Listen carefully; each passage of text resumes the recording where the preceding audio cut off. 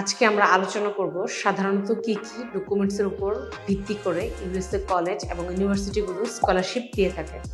ইউএসএর college ও বিশ্ববিদ্যালয়গুলো সাধারণত উল্লেখযোগ্য কিছু ডকুমেন্টসের উপর ভিত্তি করে স্কলারশিপ প্রদান করে থাকে। 1. ভালো সিজিপির উপর নির্ভর করে। 2. ইংলিশ প্রফিসিয়েন্সি টেস্ট এর মার্ক যেমন আপ টু 6 or 6.5 থাকতে হবে। 3. রেকমেন্ডেশন লেটার, সাধারণত 2 থেকে 3টি সুপারিশপত্র প্রয়োজন হবে, যা আপনার ডিপার্টমেন্টের শিক্ষক বা প্রফেসররা দিয়ে থাকেন। 4. এসওপি, এখানে নিজের লক্ষ্য, একাডেমিক ক্যারিয়ার, পরিকল্পনা এবং কেন স্কলারশিপ প্রয়োজন তা বিস্তারিতভাবে ব্যাখ্যা করতে হবে।